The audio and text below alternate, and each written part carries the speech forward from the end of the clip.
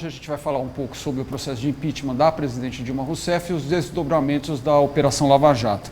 Eu estou aqui no final dessa tarde com o Fábio Zanini, que é editor do Caderno Poder, o Caderno de Política da Folha, e Flávio Ferreira, que é repórter de Poder do jornal. Boa tarde. Boa tarde.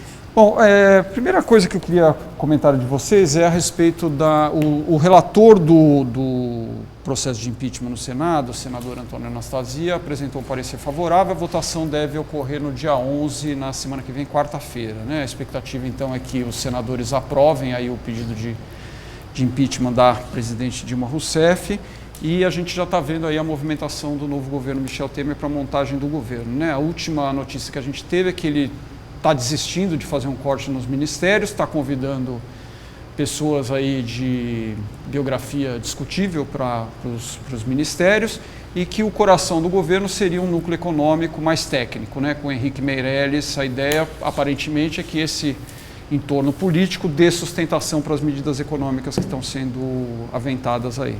Nós estamos vivendo os últimos dias antes dessa troca de regime. Hoje, como você falou, o senador Anastasia, do PSDB de Minas Gerais, apresentou o relatório, está apresentando, na verdade, o relatório dele. Nenhuma surpresa sobre as suas conclusões, defende o processo de impeachment da presidente Dilma Rousseff.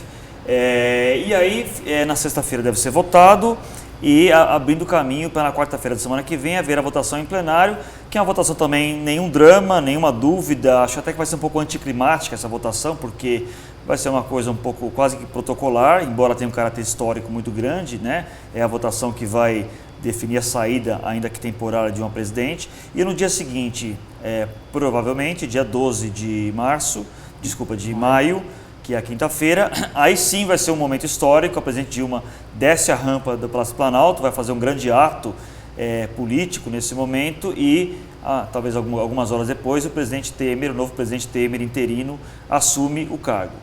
Enquanto isso acontece, o vice-presidente Michel Temer está a todo vapor nas suas conversas para montar esse governo, porque assim que a Dilma sair, ele tem que já entrar com a tropa, com o time em campo, um pouco na tática pé na porta, né, mostrando serviço, etc. E o que está transparecendo desse novo ministério é um pouco diferente do que ele vinha prometendo, diferente da expectativa que se criou. Ele vinha prometendo um corte significativo no número de ministérios, já admitiu que vai ser coisa pequena, duas ou três pastas apenas, porque tem que ter ministério para acomodar aliados, e o tal Ministério de Notáveis, com o qual ele assinava, também está sumindo. Nós vamos ter um núcleo econômico capitaneado por Henrique Meirelles, e o entorno disso é o varejão, que sempre houve no Brasil, em qualquer governo que seja, com figuras discutíveis, como você falou, bispo da Universal no Ministério de Ciência e Tecnologia, a Universal que tem dúvidas sobre a teoria da evolução do homem, né? Comandar o Ministério da Ciência e Tecnologia, uma coisa interessante, entre aspas, e figuras antigas da política, como Gedel Vieira Lima, Eliseu Padilha, Romero Jucá. Ministério de investigáveis que de notáveis. Essa é a situação. Agora, Flávio, queria um comentário seu sobre a decisão do Procurador-Geral da República de ontem, Rodrigo Janot, que pediu abertura de inquérito, né, contra a presidente Dilma Rousseff, contra o ex-presidente Lula e contra o atual advogado-geral da União e ex-ministro da Justiça, José Eduardo Cardoso. Quer dizer, temos aí agora o ex-presidente Lula, um mensalão, petrolão, fase 2 aí. Como é que você avalia isso e os desdobramentos? O que você está vendo aí para frente? A gente tem algumas questões agora muito interessantes para acompanhar. Nesse inquérito específico que você citou, o tema o tema de fundo é a obstrução da justiça. Exatamente. Não é? E a gente sabe que esse tema, ele tem a ver com um fundamento que é um fundamento, inclusive, para prisões. Porque muitas vezes você tem uma prova, que ela é uma prova suficiente para condenar, uma boa prova, forte, mas ela não é uma prova que possa levar a uma prisão. Então, por exemplo, a gente tem 3 situações clássicas em que há fundamento para uma detenção.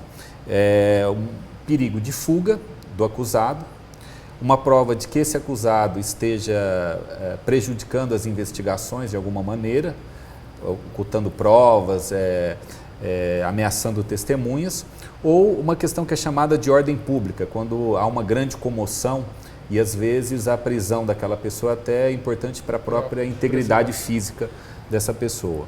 Então, é importante acompanhar bem de perto esse caso, porque caso haja um entendimento já logo no começo de que há realmente uma prova forte de que houve obstrução da justiça, então, automaticamente eu acho que já se passaria até uma consideração de uma eventual prisão.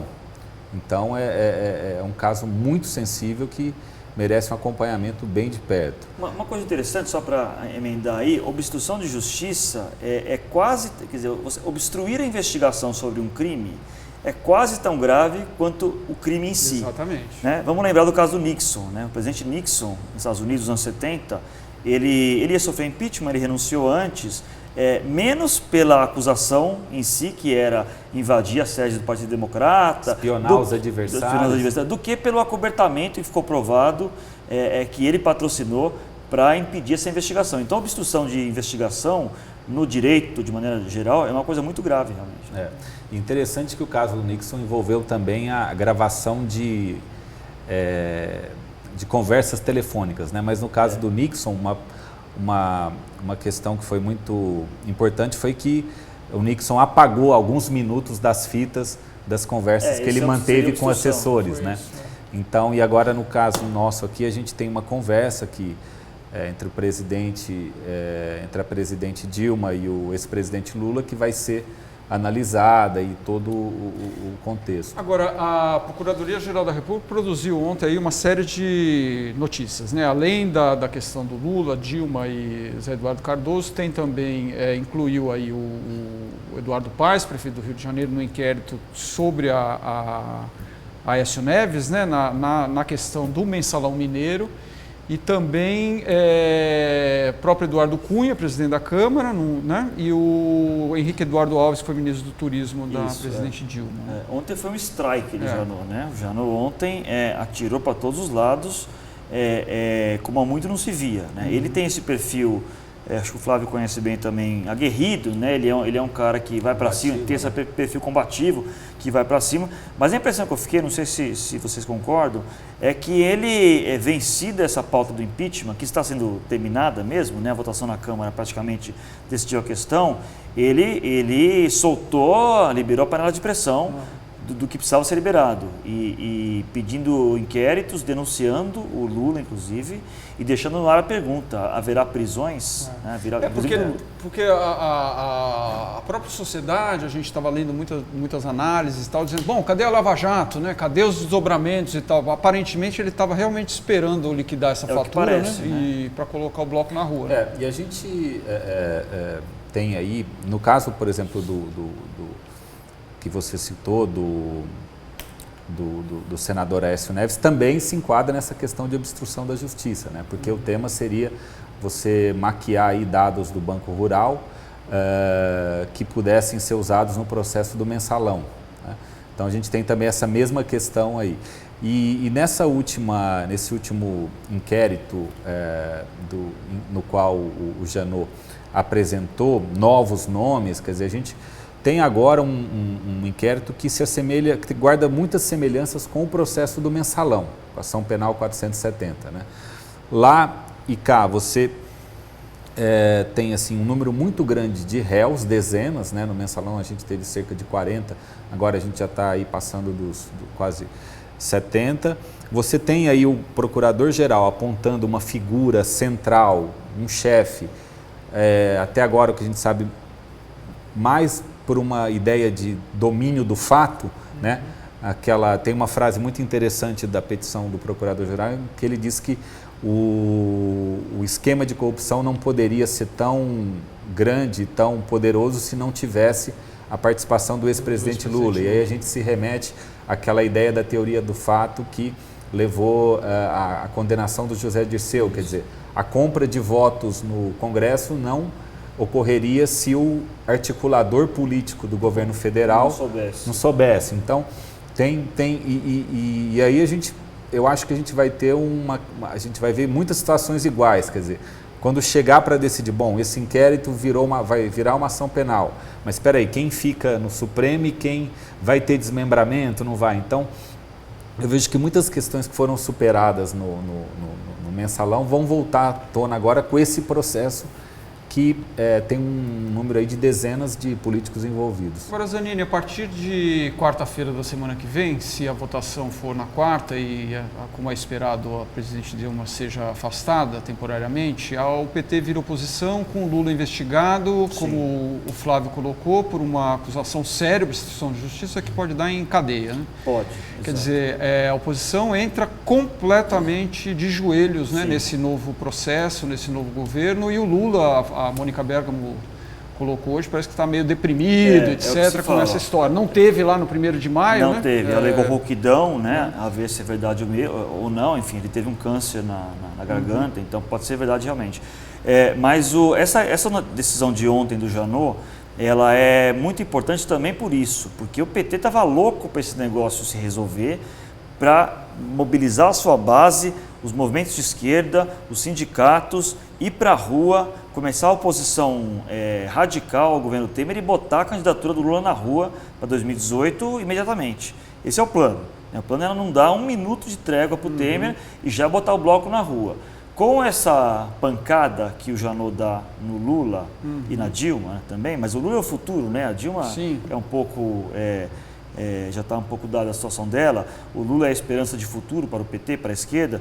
Então, no mínimo, é um enorme balde de água fria que se joga no PT, na esquerda, e atrapalha muito essa ideia de já lançar, entre aspas, essa pré-candidatura do Lula e transformá-lo em líder da oposição. O PT sabe fazer oposição, né? O PT nos anos 90 fazia uma oposição dura, né? Muitas vezes inconsequente contra o governo Fernando Henrique Cardoso, inclusive isso foi até reconhecido posteriormente por alguns petistas. Então o PT estava louco para retomar essa tocha olímpica da oposição. Agora vai ter que entrar com a cabeça abaixo. Exato, vai ter que dar vamos ver as consequências práticas disso. Tem uma questão interessante, técnica, jurídica agora, que é o seguinte, uma pessoa condenada com trânsito em julgado pelo Supremo Tribunal Federal não pode ser candidato. Exato. Então, quer dizer, já temos o Lula agora como um denunciado. É verdade que os processos no Supremo Tribunal Federal demoram muito. Se a gente for pensar no mensalão, a gente teve a denúncia apresentada em 2007 e o processo julgado em 2012. E a entrevista que deu origem à Folha foi em 2005. 2005. Estão tomando 7 anos. 7 anos. Quer dizer, então, realmente é pouco provável que a gente teria aí um processo que corresse rapidamente e impedisse o presidente Lula de se candidatar em 2018. Mas passa a ser mais uma preocupação para ele nesse momento tão difícil.